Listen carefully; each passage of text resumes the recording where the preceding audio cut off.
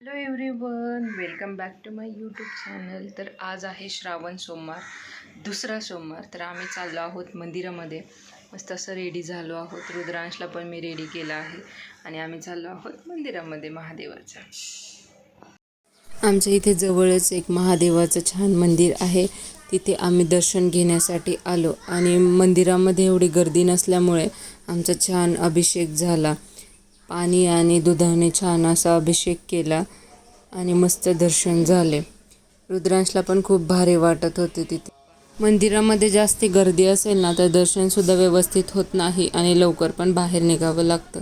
पण ह्या मंदिरामध्ये गर्दी नसल्यामुळे आमचं खूप छान दर्शन झालं आणि रुद्रांश पण इकडे तिकडे पळत होता, मस्त एन्जॉय करत होता सगळीकडे आणि अशा त्याची मस्ती चालली होती.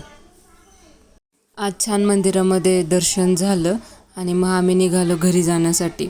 घरी जाताना पण रुद्रांसोबत थोडेफार इथे मस्ती केली आणि मंदिरामधून जाऊच वाटत नव्हतं, प्रसन्न वातावरण वाटत होतं. पण पावसाच्या अगोदर आम्ही आलो घरी. घरी आल्यानंतर रुद्रांशने लगेच झोपून घेतलं आणि आज माझा उपवास असल्यामुळे मी बाकीच्यांना इथे पास्ता बनवण्यासाठी घेतला आणि आज व्हाईट सॉस पास्ता बनवत होते. तर मस्त असं सॉस रेडी झाला होता.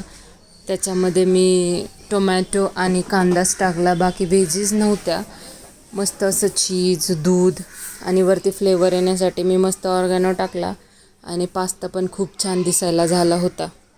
रुद्रांशला पास्ता खायचा होता पण मी त्याला मुरमुरे दिले खायला आणि पास्ता खूप मस्त झाला होता. खूप मस्त लागला पास्ता त्यांना.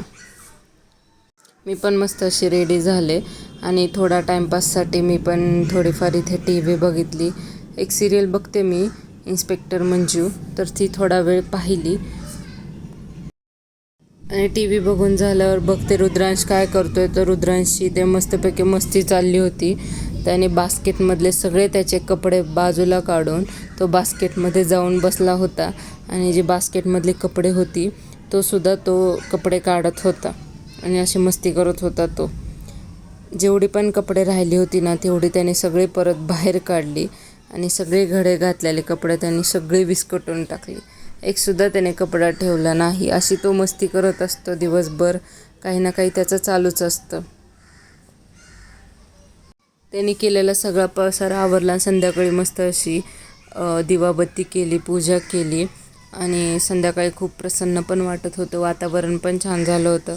आज श्रावण सोमवार असल्यामुळे मग लगेच स्वयंपाकाची तयारी घेतली. उपवास सोडण्यासाठी मस्त अशी ते खरवस केली, जे चीक असतो गाईचा त्याच्यापासून. भोपळ्याची भाजी केली, कोबीची भाजी केली आणि चपात्या करून घेतल्या.